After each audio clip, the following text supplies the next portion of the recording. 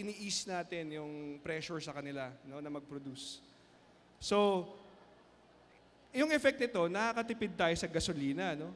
Naaalis natin yung food miles ng ating gulay at nakakatulong tayo sa environment dahil wala ng truck na nagka-truck na, no? Nauusok ng usok, no? Nababawasan natin. No? Kaya kami, ina-advocate namin na magtanim sa ating mga bakuran, no? Kung hindi man soil-based o yung potted plants, aquaponics. No? Yan, ito yung mga beneficial insects na na-attract. Yan, mga bubuyog, yan.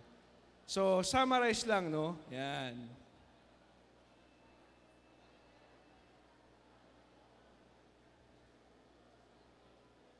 Okay. So, kung gusto niyo po kami makontak, yan, sa Facebook, Modular Aquaponics, yung aming YouTube, kung gusto nyo mapanood yung mga video, yan, hanapin nyo lang yung Madodel. As ito po yung aming number. Yan, kung gusto nyo man ng marami mas ma-detailed na information, nandun lang naman po kami sa ano, no. Yan. Wag muna kayong alis. Tuturo ko pa sa inyo yung tabletop gardening, oh. Maalis na yun sa likod, no. Sandali lang po, ha. Inom lang akong tubig. Kopyahin nyo po muna.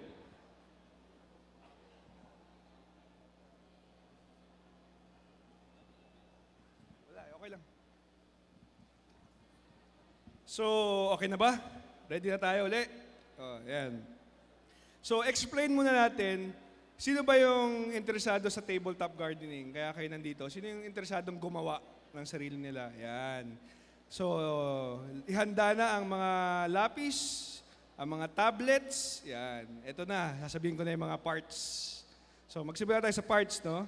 Kailangan natin ng aquarium. Yan. Yan, meron yan sa mga pet shops, no? Aquarium. Yung size, bahala na kayo, no? Kailangan natin ng paso. Mas maganda, yung paso na bibilin nyo, sukat na sukat sa aquarium, no? Mas maganda, sukat, no? Saka yung merong saucer, o yung cup and saucer kung tawagin, no? Gagamitin natin to, eh. Okay. At paso na maliit, na may butas, no? Ito yung magsisilbing ating net pot o yung sisidlan ng ating mga halaman, no? Kailangan din natin ng male-female PVC, no? Adapter, no? Bakit tinawag na male-female? Yan. Ito yung male, ito yung female, yan, pumapasok siya sa female, no? Yan. Male-female adapter, no? 1/2. Kailangan natin ng air pump. Air pump, maliit. Kailangan natin ng hose, no? Air hose. Yung isa para sa air pump, mas maliit, mas pino. Yung isa naman, yung ating magsisilbing water supply, no? Mas malaki, 3/8. Yan. Okay? Tapos, kailangan natin ng mga plastic na stick, no? Kahit anong stick. Ito yung magsusuporta, no? Sa ating, pwedeng kahoy, pwedeng plastic, yan. Okay. Sa ating equipment naman o tools, siyempre kailangan natin ng gunting, marker o felt tip pen, talim ng lagaring bakal, o pwedeng lagaring bakal, panukat, yan. Silicone, kahit wala ng baril, no? Silicone, silicone. Hole saw. Hole saw. Kung wala kayong hole saw, pwede namang gumamit ng lagaring bakal, no? Mano-mano nating bubutasan. No? Mamaya, papakita ko sa inyo. Okay ba? Nakuha ba yung parts? Nakuha pa yung parts, no? So, simulan na natin, no? Napakadali lang nito. Napakadali lang po nito.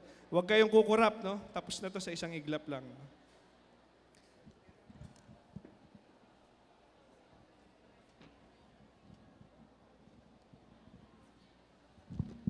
Okay. So, yung aquarium, ilagay lang natin, no?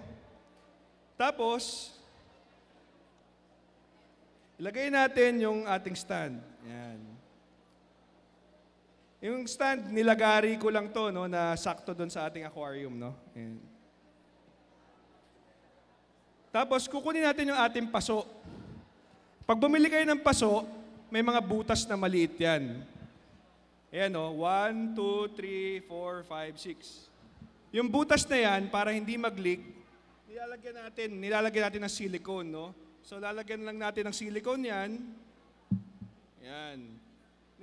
Nilagyan ko na po ng silicone, no? Kasi matagal matuyo ito, no? Mga isang araw, no? So, nakita natin may silicone siya. No? Ayan. Tapos, gagawa tayo ng 2 butas. Bakit 2 butas? Yung isa, ito yung magsisilbing inlet ng ating tubig. Yung isa, magsisilbing outlet ng ating tubig. Dahil cycle nga, no? Kailangan may in and out, no? Ngayon, yung size ng ating butas ay depende sa ating female o yung fitting natin, no? Kukunin natin yung hole saw. Siguraduhin na lang natin na yung diameter o yung bilog ng ating hole saw ay halos eksakto lang, no, doon sa ating female. Pag sumobra, lulusot ito, no? So kailangan eksakto lang yung ating diameter.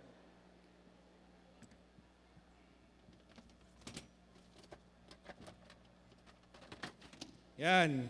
So gagamit tayo ng driller, no?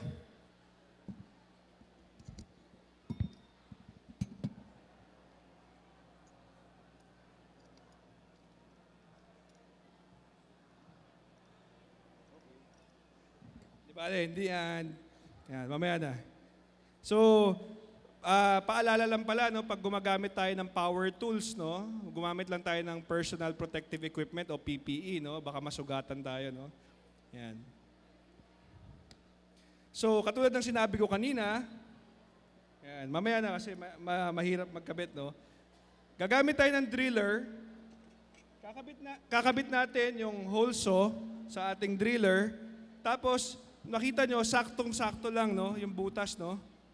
Sakto yan, hole saw, no? Hindi ko na ipapakita yung pagbubutas, no? Medyo matagal yon. Alam naman natin, no, na yan, butas na yan. No? Yan, so, binutas ko na siya, no? So, pag nakita natin, kinabit natin yung ating male adapter, sakto siya. Ayan, no? Nakita natin, hindi siya nahuhulog. Tapos, ita-tighten natin sa ilalim. Yan.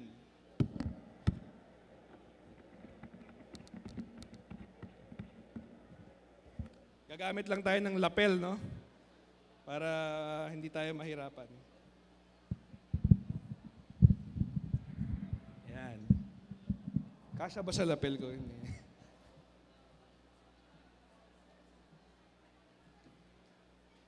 Okay, ito yung magsisilbing ating inlet, no? So yung isang butas, lalagyan din natin. Simple lang, i-tighten. Ito yung magsisilbing ating outlet, no? Inlet, outlet, no? Pwede nating lagyan ng silicone nito, no? Kung nagli-leak. Pero sa aming karanasan ay hindi naman ito nagli-leak, no? Yan. Okay. So, tapos na yung ating grow bed, no? Yan. Tapos na ba? Hindi pa. Hindi pa tapos yung ating grow bed, no? Nilagay lang natin yung bulkhead fitting, no? Gagamit naman tayo ng hose, no? Yung hose, gugupit tayo ng eksaktong length na aabot sa ilalim ng ating tangke, no? Tapos, susukat tayo. Yan. Mula sa ilalim, dagdagan ng 3 inches. Yan. Mula po sa ilalim ng ating tangke, sumukat tayo. Yan, 9 inches. Dagdagan ng 3 inches. Bakit dadagdagan ng 3 inches? Kasi kukunin natin yung height nito, no? Dadagdagan ng 3 inches para yung tubig hanggang dito. Para masubmerge yung ating pots, no? Yan, so 9 plus 3. Pasensya na po, hindi ako magaling sa math, no? Ako engineer lamang. 12. So, sukat tayo ng 12 inches. Gamit ang ating measuring tape, yan. Sumukat ng 12 inches. Ayun, ang 12 inches. Okay. So, sabi sa akin, turo sa akin, no? Ano nga ba yung turo sa akin? Measure once, cut twice. Tama ba? Ba't tumatawa? Baliktad. Measure twice, cut once, no? So, bago natin gupitin, sukatin ng 2 beses. Okay. So, ito yung magsisilbing inlet natin, no? Medyo tight fit po itong pagpasok dito, no? So, ang ginagawa ko, tinutupi ko lang yan, no?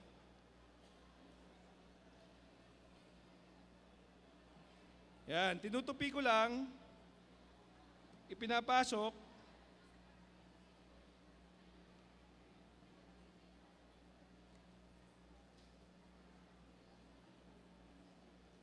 hinihila. Yan.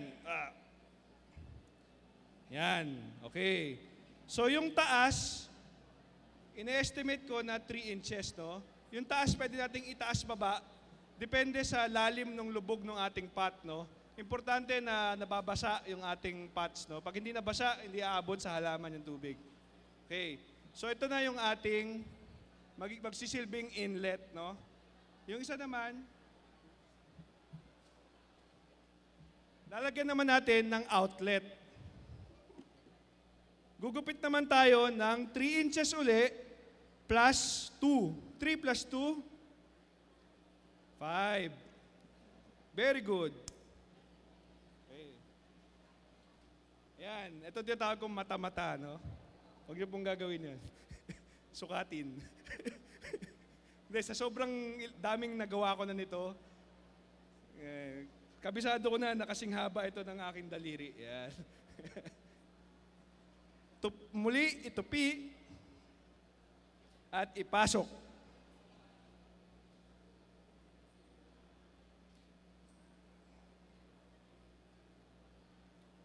Ngayon, ito yung pinaka-importante, no? Yung height nito at saka yung height nito, kailangan equal, no? Bakit? Para ma-maintain yung level, no? Kasi pag masyadong mababa yung isa, hindi naman ma-maintain, hindi mababasa yung ating pot. Okay. So, yan. Tapos na ang ating grow bed, no?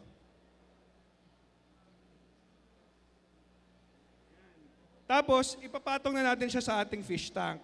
Siyempre, pipigilan siya nung ating stick na nilagay. Yan. Di ba? Okay, so tapos na yun. No? May tanong ba? Nakuha, no? Madali lang, very basic. Tapos, gagawin naman natin yung ating raft o yung pinakapatungan, no? So, paano ba ginagawa yan? Simple rin lang. Kunin natin yung ating nabiling paso.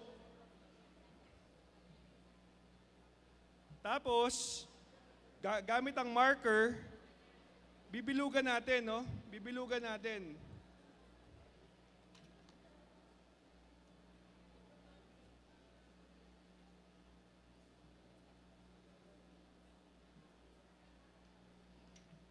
Ayan po, no?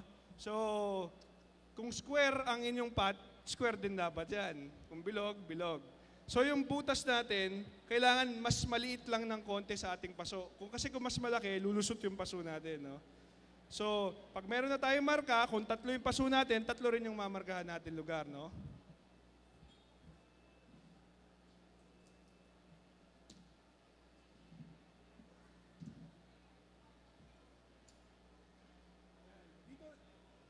Dito papasok yung gamit ng ating holso, no? Pumili lamang ng talim na eksakto dun sa ating paso, no? Halos eksakto, no, ang diameter, no? Tapos mag-ingat, ilapag sa isang lamesa na stable at simulang butasan, no?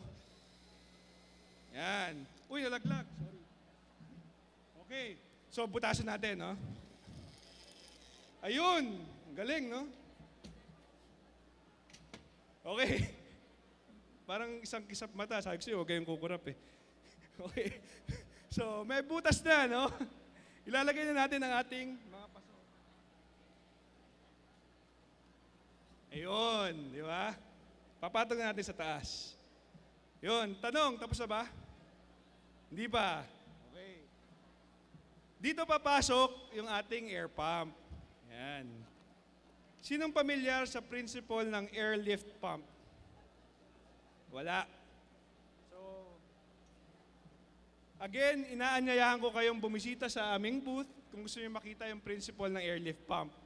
So, simple lang naman ang principle ng airlift pump, no? So, ang isang tube, nilalagyan natin ng hose.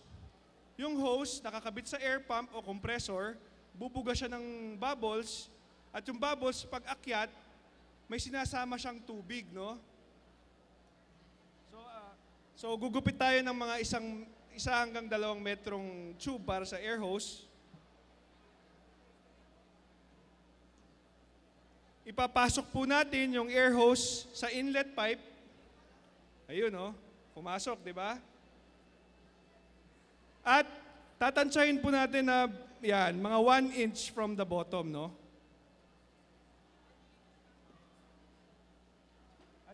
At syempre, ikakabit natin sa ating air pump at yung air pump isasaksak natin, no? Mag-ingat lang po, no? Marami na po akong nasirang ganito, no? Kasi yung air pump nasa sahig. Ngayon, pag namatay ang kuryente, bumabalik po yung tubig, no? So mababasa ito. Siguraduhin lang na mas mataas siya sa tubig, no? Para hindi bumalik yung tubig. Okay. So yan, pag binuksan natin, nakikita naman po, no? Yung bubbles, pag angat niya, may kasamang tubig. So yung itaas, napupuno ng tubig, no? So hindi na natin kailangan bumili ng mga submersible pump, no? Ito lang, no? Inaakyat niya na yung tubig pataas. Gamit lang ang puwersa ng hangin, no? Airlift po. Kung gusto niyo makita nga, mamaya i-demo natin doon. Tapos, kung gusto niyo pang further, inaanyayahan ko kayong mag-aral sa universidad kung saan ako graduate, no? Sa Google and YouTube Academy, no? Gaya. Doon po ako nag-aral, nag-masteral po ako doon, 2 beses ko kinuha, so gaya. So marami po tayong makokopya yan sa internet, no? Libre po ang teknolohiyang yan, no? So tapos na ba tayo? Siyempre hindi pa, no? Yan. Ang huli, just add the plants. So, sa amin po, gumagamit po kami ng pumice, alam po natin yung pumice, or vermiculite. Dahil wala nga tayong soil, hydroton or vermiculite, pwede rin, no? Yan, graba, pwede rin, no? Ang silbi lang nito ay para tumayo yung halaman.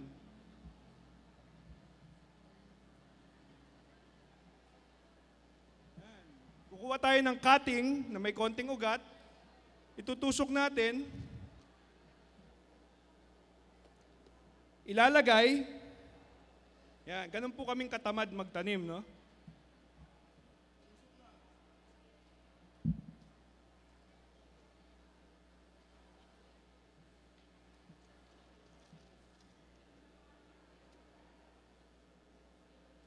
Yan. Tapos kung ayaw nyo, ayoko nito, palitan natin. Gusto ko nito, lagay natin. Yun, ganun lang po kadaling magtanim sa aquaponics na wala ng bungkal-bungkal. Ayoko pong humawak ng lupa eh. Yan, marumi sa kamay. Hindi, joke lang po. So, tapos, syempre, just add water, no?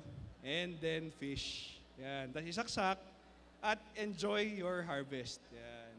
So, doon po nagtatapos ang ating, ang ating demo, no? May tanong po ba? Yes, sir. Meron po tayong aeration.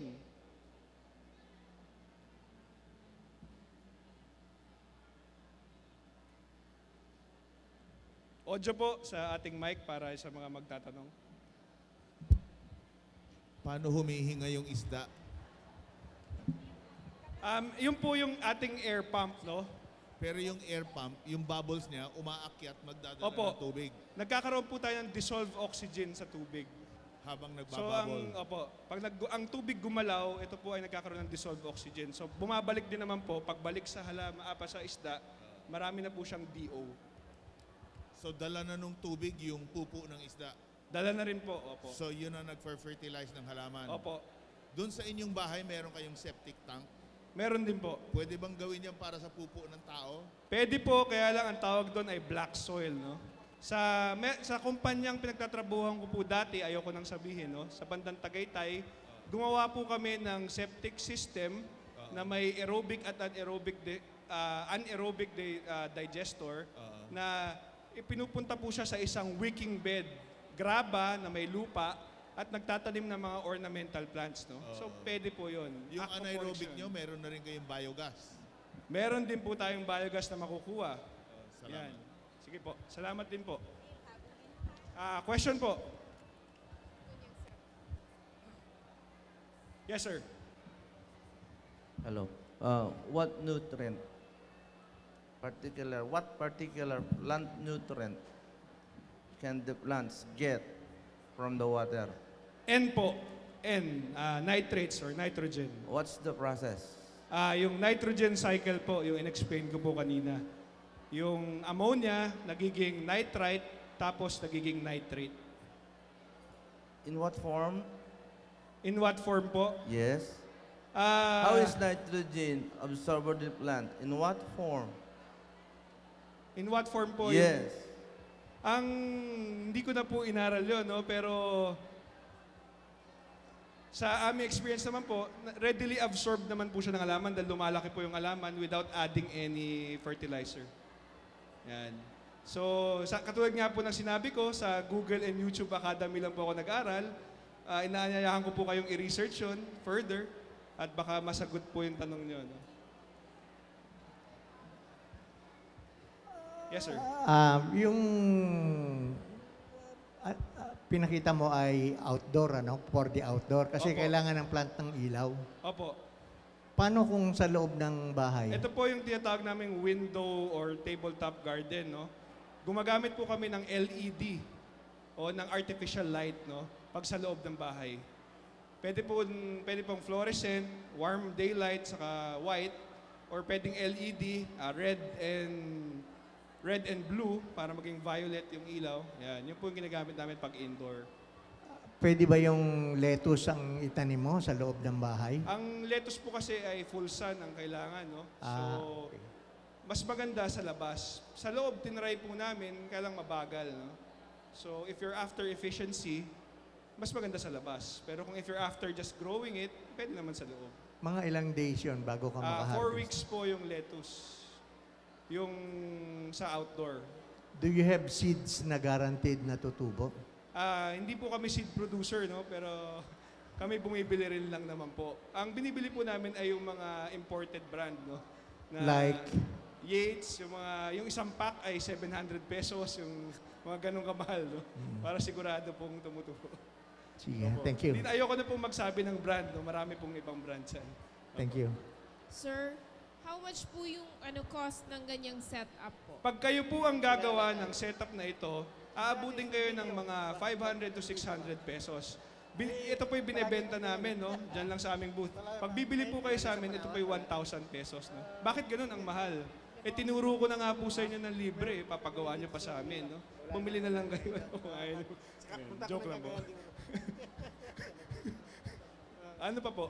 Ay, ano po, so applicable po dyan mga ornamental plants? Pwede mga rin po. indoor Kahit ano plants. pong halaman. Opo. Kahit anong halaman po. Hello, sir. Have you by chance able to find out why the leaves of the plant rejects the color green? Ang halaman po, bakit ayaw nila ng green? Inabsorb nila ang red, orange, yellow, blue, violet. Inabsorb nila. Pero nireject nila ang green, that's why the leaves of the plant appears to be green to our eyes. Now, have you ever had a chance to find out why do plants reject green radiant energy? Hindi po ako ang expert dyan, no? Pero meron po tayong, according to our supplier ng mga LED or mga artificial light, may certain spectrum lang po talaga na kinukuha yung halaman, no? At hindi po talaga kasama yon, no? Siguro overabundant na yung green sa kanya. Hindi ko po alam. I-google po natin, no? Yes, sir. Napuna ko na yung hose nandun sa ilalim na ng tangke. Opo. Ibig sabihin ba niyan, ang pupo ng isda lumulubog? Lumulubog po yung solid, no? Oo. Pero yung liquid, it's all over the tank, no? So sasama Yung rin solid, yan. hinihintay nating mag-dissolve further, no? Pag nag-dissolve na siya, liquid na siya, naiaakyat na rin po siya pataas. So na-absorb na rin ng halaman. Yan. Baguhin ko yung tanong ko, bakit yung dulo ng tube ay nasa ilalim ng tangke? Kasi po, doon po natin gusto natin perfect circulation, no? So, sa baba po natin, sa pinakababa po natin nilagay para mahigop yung pinakababa. So, walang nagiging stagnant na tubig. So, laging malinis yung ating Pero ang pupo ng isda at ang ihi ng isda, sa buong tangke yan umiikot. Nasa buong tangke po yan, umiikot po yan. Meron lang tayong settling sa taas, no? Doon nasa settle, saka sa baba, para ma-further breakdown yung ating waste. Pwede mo bang ipaliwanag kung ano ang biology ng isda dahil naglalangoy siya, umiinom siya sa sarili niyang pupo? Meron po tayong panukat, meron po tayong tinatawag na test kit, no? So, sa intensive fish culture, dahil hindi natin nalilinis o natatanggal yung nitrate, talagang lumalangoy sa sarili niyang, kumbaga sa sarili niyang mantika, yung isda. Pero dahil meron tayong halaman, minimimik natin yung ecosystem, pag akyat sa halaman, nababawasan po yun. Hanggang maging complete na po yung cycle natin, nami-minimize na po yung naiiwan sa tubig. So may tolerance ang isda May tolerance po siya sa nitrates. sa sarili niya? Sa sarili niya, opo. Okay. Hindi po pwedeng tumaas. Meron po tayong ginagamit na test kit. Oo. Doon po nakikita yung pH, Oo.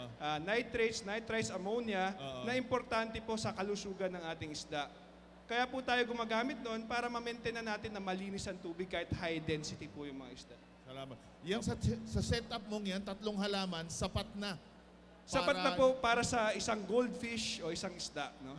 Okay. Isa lang po, babalansihin po natin. Pag masyado tayong maraming isda, again, yun yung producer ng waste. No? Pag masyado tayong maraming isda, baka hindi enough yung halaman na maglinis. No? Pag masyado naman tayong maraming halaman, baka naman hindi po enough yung fish waste na napoproduce. So, katulad ng sinabi ko, ginagaya po natin ang isang ecosystem. No?